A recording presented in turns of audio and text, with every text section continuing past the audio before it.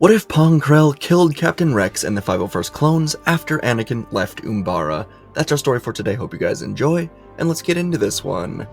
Our story begins on Umbara, as Jedi General Pong Krell is standing alone atop the tower that the Republic has secured. He was looking out at the planet below him, knowing that the moment of reckoning was upon him. Krell was an older Jedi Master, and he was one of the more well-known Jedi Generals in this war, as he was victorious much more than he was defeated in battle, although his definition of victory was far different than any clones. In nearly every battle that Krell fought, the number of casualties were higher than any clone deemed necessary, and here on Umbara, the 501st began to get a first-hand understanding as to why. Krell's strategy was simple: charge right in at the enemy, take as many casualties as it takes to win the battle. It was effective, as Krell did not see the clones as human beings. To him, they were no different than droids, expendable soldiers to win a war. But around a week ago, Pong Krell fell to the dark side. His methods in war always had him towing the edge of this darkness, but he cemented his place after seeing a premonition from the Force. Pong Krell was in the Jedi Temple, meditating on the war, his hatred for the clones, and how the Jedi were not using them like he was, and Krell saw a vision of the future. In this vision, the Jedi were all but extinct. The Republic was ripped apart from the inside, as something new took its place. Krell saw the truth. Dooku was right to leave the Order, as the Jedi were blind to what was to come.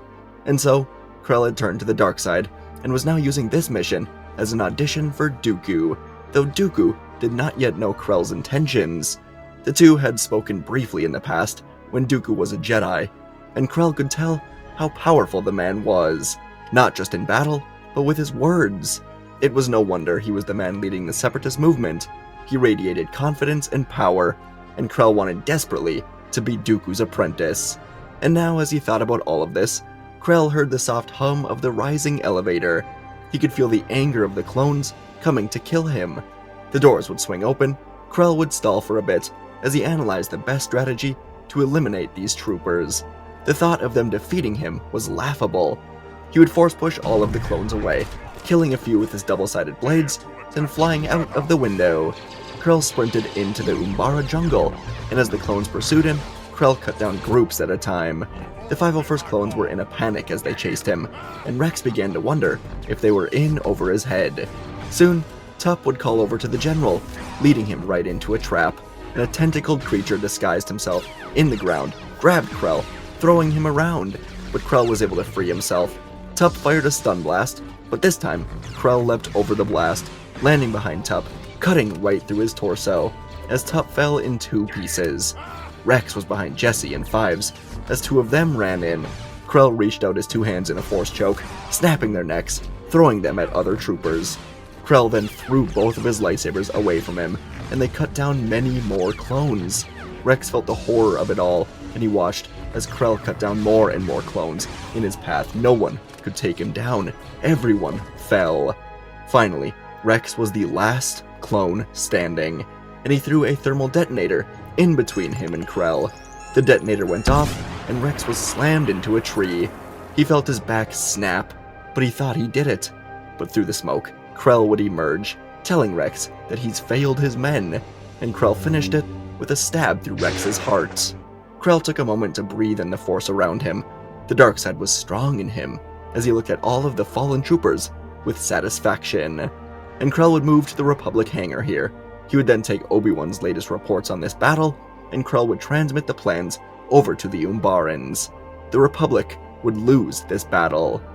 Many hours later, Count Dooku would be in his castle on Sereno, as he read the reports coming in from the Separatist leaders on Umbara. The Jedi in the Republic attacks were thwarted, and General Kenobi was forced into a planetary retreat, along with his other men. The other Jedi General that was there, Pong Krell, has apparently not reported in, and the scenes at his captured base described a massacre of 501st clones, killed by a lightsaber. Dooku knew this was Anakin's clone legion, and he was curious how the young Jedi would respond to losing his men. Dooku wondered about Krell, and suddenly the droid commanders of the defense blockade above Sereno informed him that they've just captured a Jedi, or a Jedi actually just gave himself up to them. Dooku would fly up to the blockade, and to no surprise, he would find Pong Krell, the Jedi threw the helmet of Captain Rex to the floor, telling Dooku he's seen the truth. He knows the Jedi are doomed. He's pledging his loyalty to him. Dooku smirked, almost laughing at Krell's arrogance. He was not the first Jedi to fall from the light in this war. He would not be the last. Now he would just be another fallen Jedi to die at his hands. Dooku would spray lightning into Krell, saying he has no need for an apprentice. Krell screamed out in pain, crashing to the floor, but through the lightning, he yelled that he's seen a vision of the future. A vision where Dooku is the one that rises to power. And this got Dooku's attention. A vision of the future was rare these days with how clouded the Force was. So, he stopped the lightning, ordering Krell to elaborate. Catching his breath, Krell said that he saw a future where the Jedi are gone. A new power rises in place of the Republic. Dooku was at its center, with Krell as his apprentice.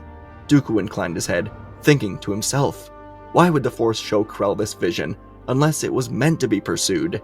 Dooku always told himself he would attempt to overthrow Sidious if a worthy apprentice to him ever appeared. Kenobi was far too ingrained in the Jedi way. Skywalker was too young and reckless for Dooku. Ventress just was not strong enough. But perhaps Krell could be worthy of that title. He was powerful, there was no denying it, and he was proclaiming his loyalty as an apprentice. He had no desire to be higher than Dooku, so Dooku told Krell to follow him, and if he proves himself worthy, he may indeed be a Sith in due time. Meanwhile, across the galaxy, Anakin Skywalker was finishing up a meeting with Chancellor Palpatine and a group of representatives from the planet Desix. Desix was a planet in the Separatist Alliance, but these representatives were here to negotiate their return to the Republic if Palpatine could convince them that things would begin to change and their system could be fairly represented. The meeting lasted far longer than Anakin would have liked, and Palpatine specifically called him away from Umbara to be here, as Palpatine said he needed a Jedi he trusted to determine if these representatives were spies or not. But for the entire meeting, Anakin could only think of Umbara.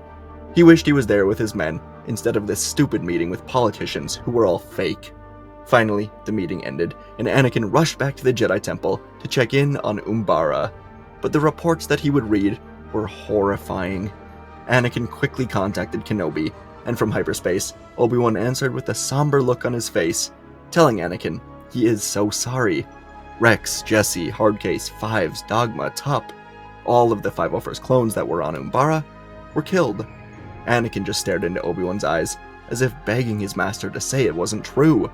But Obi-Wan just continued, saying they were all cut down by a lightsaber.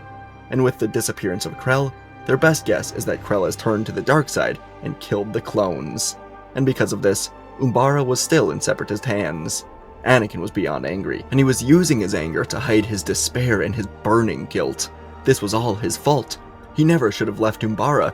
Why did he leave? His men trusted him, and he put them in the hands of a psychotic murderer. No, Anakin realized. Palpatine did this. Palpatine called him back to attend a pathetic meeting while his men, the men that trusted him with their lives, were slaughtered. Obi-Wan said that he and the 212th will be back soon, but Anakin just ended the call without a word. Storming out of the Jedi Temple, he moved through the halls with an aura surrounding him that made every Jedi turn, watching him go, as Anakin flew across the city to the executive building. And in his office, Darth Sidious was speaking to Count Dooku, telling Dooku to continue testing Pong Krell. He can be a useful assassin, and eventually a useful tool to help bring Anakin to the dark side. Dooku nodded, ending his call, and in his own office, Sidious would put on the smile of Palpatine as Anakin entered, angrily saying he never should have taken him away from Umbara. For the first time, Palpatine would feel Anakin's anger be directed at him. Palpatine just played innocent, apologizing to Anakin, saying he would change things if he could. And then, Palpatine just said his worst fears about the Jedi are coming true. Every day, it seems as if more Jedi are falling from grace, showing their true natures. But this was a miscalculation. Anakin told Palpatine he's wrong. Most Jedi are good, and if it weren't for this war that keeps dragging on, they would be able to be who they are meant to be, keepers of the peace. Anakin stormed out. He would find himself in Padme's apartment, his relationship with Palpatine forever shattered. And with the comfort of Padme's presence, Anakin would break down as he thought about Rex and the others in their final moments, being cut down by a Jedi, while he was nowhere to be found. Anakin swore he would do whatever it takes to never feel like this again. he would not lose anyone else. Time would go on, and on Sereno, Dooku was becoming more and more impressed with Pong Krell. At first, when Dooku began testing him, Krell was sloppy, arrogant with his newfound power in the dark. In every duel, Dooku defeated Krell in 3 moves or less. But over time, as Dooku helped Krell find his focus, the former Jedi began to show that he may have a real future with the Sith. This gave Dooku some ideas, as he often recalled what Krell told him about his vision. He saw a vision where the Jedi were gone, the Republic was replaced with something new, and standing atop it was Dooku himself. Dooku began to come to a simple conclusion as the days would pass by. When this war ends, either he or Sidious will be sitting in the galactic throne, not both of them. And Dooku had Krell loyal to him, while Sidious only had himself. The time for Sidious may soon be coming to an end. And as for Anakin, he would be assigned a new clone unit to join him and Ahsoka in the war. These clones would be called the 991st Legion, and the rest of the 501st that did not fall in Umbara were separated and placed into various other legions based on their skill sets. In Council, Anakin would learn from Mace Windu that this unit was fresh from Kamino, and unlike Rex and the 501st, this legion wasn't nearly as reckless. Captain Dak of the 991st Legion and some of his best men, including Lad, Tet, Vion, and Pierce, were sharp soldiers, perfectly drilled in Republic protocol. Movements were precise, formations were textbook, the reports were exact, and to Anakin, this felt suffocating. He was used to Rex and the boys anticipating his instincts, bending rules if need be, and trusting his own daring moves. Now every order was like a debate of procedure. Every maneuver was slowed by hesitation, as these clones insisted on following their exact orders from the Council. Their first months together were marked by uneven victories. On Felucia, Anakin tried to force a quick push through Separatist defenses, but Dak held back the Legion in perfect formation, saying that rushing in too quickly will alert the enemy. Their orders are to hold back. But Anakin thought that charging in this moment could win them the battle and give them time to aid Ahsoka's squad.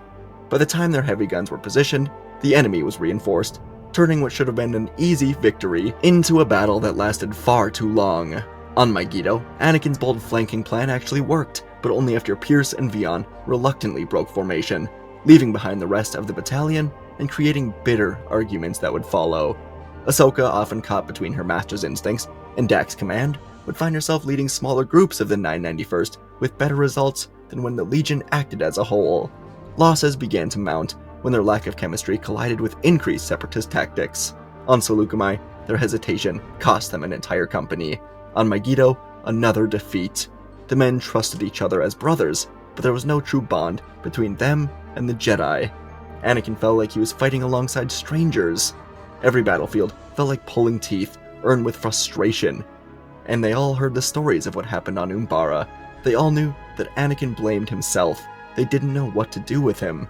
By the end of the 3rd month, Anakin no longer believed that the partnership with the 991st could work. The 991st was disciplined, they were brave, loyal, but they were not the 501st.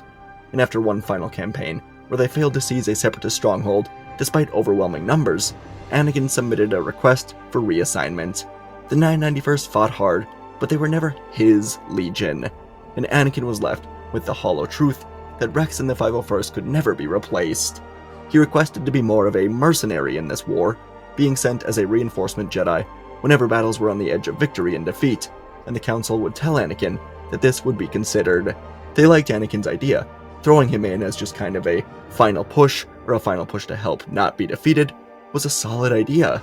And meanwhile, it was reported that Chancellor Palpatine was said to be going on a short respite to Naboo, his home world, as leading the Republic in this war was apparently taking a toll on the man. In reality, Darth Sidious was going to Sereno to examine the progress of Pong Krell for himself. Sidious knew that Dooku felt bad about having to discard a Ventress, but Sidious hoped that Krell would be an ideal replacement until he too needed to be thrown away. But today, Dooku was going to try and cement himself as the true Sith Lord in the galaxy. So, as Sidious arrived and rose up in the castle elevator, he began to sense something in the Force: betrayal. When the elevator doors opened, Sidious already had 2 blades ignited in his hands. He saw Dooku standing in front of his desk, with Pong Krell on one side and Ventress on the other. Dooku brought her back into his movement, saying he never wanted to betray her, Together, they can get revenge on their true enemy. Sidious was honestly surprised that Dooku was betraying him. He was beyond loyal to the cause, and for years, Dooku seemed to share a long-term vision with Sidious. But in the end, Dooku was truly consumed by the dark side, and when Pong Krell told him about his vision, where Dooku rises to power, Dooku could not resist pursuing it. And so, he was here for a final duel. Perhaps it would have been wise to use some trickery to kill Sidious, but that was not Dooku's style for a move like this. He would kill his master, face to face, honorably, even if that was not the most wise of moves. Sidious waited patiently, as Dooku, Ventress, and Krell moved as one, red sabers lighting up the dark stone walls in a blood-red hue, mirroring what was about to occur. Ventress would strike first, rage guiding her as she flew in, spinning both blades in a wide arc, movements quick and angry. Sidious caught her strikes with one saber, deflecting a thrust from Dooku with the other. Krell's twin double-bladed weapons were carving long, sweeping circles. His strength was overwhelming, forcing Sidious to retreat deep into the castle towards the desk. Sparks were bursting as the 9 total blades crashed together. Sidious's speed was unrelenting, strikes aimed at all 3 of them, forcing them to guard themselves more than attack. Dooku warned Krell and Ventress not to underestimate Sidious, but there was no preparing for this pure power. It was suffocating. Still, Ventress darted low, sliding across the marble, slashing upward. Sidious pivoted, blocking one of Krell's wide swings, then he pushed Ventress off balance. Sidious threw both lightsabers high into the air, then blasted lightning into the unsuspecting Dooku and Krell, slamming them into the wall. The sabers dropped back into Sidious's hands, as Ventress tried to take advantage of this, but with a twist, Sidious impaled her through the chest with both blades. She collapsed dead as Sidious nearly choked on his own laughter. Dooku rose, stepping into the opening, but Sidious again answered each strike. Krell spun in from behind, double-bladed blades whirling with power, but Sidious disengaged in a flicker, forcing Krell's strike right into Dooku's space. Sidious seized the moment once more, hurling both sabers like spears. Dooku batted the first one aside, but the second one flew right into his left shoulder. Sidious pulled the other back into his hand, knocked Krell into the floor again, then ran his blade through Dooku's side. Dooku fell to a knee, pulling the red blade out of his shoulder, refusing to fall quietly. With one final burst of strength, Dooku used his own blade and one of Sidious's to cut right across Sidious's torso, tearing through flesh and fabric, as both men crashed into the throne behind the desk. The 2 of them writhed on the ground in pain, and Dooku called upon Krell to finish this. Krell looked at Dooku and Sidious, and now he saw the real future, the one where he stands alone, and Krell would swing both of his sabers across the necks of Sidious and Dooku. Only Krell remained, and at his disposal was the entire Separatist army, and so he would begin attack plans on the one planet he hated above the rest, Kamino, home of the wretched clone troopers. Krell would call upon Grievous and inform him of everything that was playing out behind the scenes. He told Grievous that he was purposely held back because Sidious was Palpatine, but now there are no strings attached to either of them. They will destroy Kamino. They will win this war. Grievous was more than happy to comply with this new order, and the fleet was prepared to take Kamino. Out across the stars, Anakin Skywalker was on Kamino with Ahsoka, Dak, and the entire 991st Legion. Everyone was aware that Anakin requested reassignment. That was why they were here. Anakin was about to see them off, begin a new way of fighting. But right before they could separate, the defense alarms began to blare on Kamino as an entire Separatist fleet just emerged from hyperspace, led by Grievous and Krell aboard the Invisible Hand. The Kamino facilities put up defense shields as swarms of vulture droids and bombers descended through the rain clouds. Anakin would run over to Dak and his men, and the 991st Legion told Anakin they will do whatever it takes to protect their home. One final mission together. Anakin ignited his blade, with Dak and Lad at his sides, while Ahsoka climbed into a starfighter with Vion and a young pilot called JJ. The battle erupted all around Kamino, skies above filled with tangled dogfights, while the platforms became killing grounds of droids and clones. Ahsoka's fighter was shooting down bombers before they reached the facilities. Vion and JJ flew wing to wing with her, keeping the droid ships at bay. And below, Anakin ran across the platforms as lines of battle droids pressed forward, forcing Dak, Lad, and the rest of their men into defensive formations.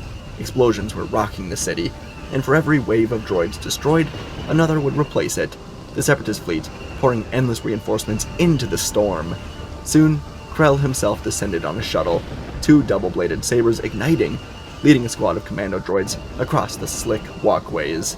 The 991st held their ground, but the enemy pushed them back step by step, until it was clear that the Separatists had the advantage. Anakin would watch Krell's shuttle land as he cut through clones, trying to keep him from entering the facilities, and Anakin knew he could get to him. He told Dak to come with him, but Dak resisted. His orders from command were to hold the main walkway, protect the Kaminoans at all costs. Anakin knew Krell was moving for the shield generators, the last line keeping Kamino safe from a full bombardment. He knew that if they didn't interrupt, the war for Kamino would be lost. Again, Anakin asked Dak to follow him. Dak still hesitated, yelling to Anakin that he's not Rex. Anakin shot back that he is exactly right. He isn't Rex. He is his own man. He's not a droid. He must be able to do what is necessary to win. Anakin told Dak he trusts him, and Dak needs to learn to trust himself. Finally, Dak would leave his men to fight without him, as he and Anakin would run to intercept Krell and his commando droids. Anakin told Dak that he will take Krell. He just needs the clone to distract the commandos. The fight reached the shield controls where Krell stood, sabers whirling in violent circles of red. He cut through squads of clones with glee, and as he tried to slam his blades into the shield generators, Anakin's blade intercepted Krell's just in time. Commando droids were about to fire at Anakin, when 2 of them were suddenly shot down. The other 6 had to turn, focusing in on Dak. Anakin told Krell he's going to pay for Umbara, and Krell just laughed before telling Anakin his attachment to these creatures makes him weak. Anakin pushed Krell out of the shield room, out into the rain on a landing platform. Anakin and Krell would clash in the storm, red and blue blades flashing against each other. Krell's massive arms swung both sabers, while Anakin darted around. The sabers lit the rain as Separatist bombers were shot down, crashing into the pillars, holding up this platform as it groaned and threatened to fall into the ocean. Nearby, Dak and the 6 commando droids tore into each other, as Dak rolled between cover, firing at these elusive droids. A vibroblade pierced his armor, but he slammed the edge of his rifle into the attacker's faceplate, dropping it into the water. Another droid charged in, but Dak hurled a blade into its chest, then fired into the head of another, diving into cover, catching his breath. In the near distance, Krell pressed Anakin to the edge of the teetering platform, but Anakin cut through one of Krell's blades, sending it into the sea. Krell charged in anger, remaining saber slamming down, but Anakin would catch him at the top of a strike, his own lightsaber driving straight through Krell's chest. For a moment, both warriors locked eyes in the storm, before Krell staggered backwards, stumbling off the edge, but he smiled with evil as he used the force to pull Anakin with him. Krell fell forever into the dark waves. Anakin reached out, barely grabbing the edge of the platform, with certain death below him. Dak took a blade through his thigh, then fired into the droid's chestplate point blank, dropping it as he fell to a knee. 2 more closed in. Dak hurled himself forward, tackling one off of the platform, ripping his knife through the other's throat. Sparks and rain mixed with smoke, until only Dak was the survivor here. And on the ledge, Anakin would slip away. His hand grasped empty air as he fell, until Dak, limping and exhausted, dropped his weapon, throwing himself forward, hand seizing Anakin's wrist just before the fall. With a grunt of effort, Dak hauled Anakin back onto the platform. The 2 of them sat together, catching their breaths, a silent respect having formed between them. Together, they looked into the distance as the invisible hand crashed into the water, with Grievous inside, marking the official defeat for the Separatists. Ahsoka would fly down in her ship, calling out to Anakin to say they can finish the battle whenever he's done resting. Dak laughed, and together, he and Anakin joined their men in the 991st Legion to end this battle. With Palpatine and Dooku dead, and their lies exposed, the galaxy was forced to confront the corruption that fueled this war. Dooku, Krell, Grievous, and Ventress all gone. The Separatists collapsed within weeks. Anakin and Dak led the 991st to these final battles, dismantling remnants of the droid armies. In the Senate, Padme Amidala was the voice of reform. The Senate began to resemble the Republic of old. The Jedi Order withdrew from politics. Masters and Knights returned to temples across the galaxy, devoting themselves to rebuilding their bond with the Force and the people. And because of all of this, Maul would never return to the galaxy. the clones would be given choices on their new lives. Many remained together as defenders of the Republic. Others sought new lives as farmers, settlers, or workers. And across the galaxy, worlds scarred by war were healing. Anakin and Dak became quite close, and he was one of the people at Anakin and Padme's celebration of the birth of Luke and Leia, helping to usher in a new era of the peaceful galaxy. And folks, that is our story for today. Another sort of long one for me. I don't know, a few of them have been going a little bit long, and I've enjoyed them, obviously. This one, for sure. Just having Rex die and the effects of it with Anakin and kind of integrating Krell, I don't know, it was something I've never done before, somehow. So, really wanted to pursue that, and I really enjoyed this one, so hope you guys did as well. As always, let me know what you thought down in the comments. Let me know what you want to see next. And yeah, I'm like exhausted from talking. It's hard to talk for this long, man. I don't know. PPSW does it for like 40 minutes. Guy's nuts. Anyways, thanks for watching. Appreciate you all, and I'll see you in the next video.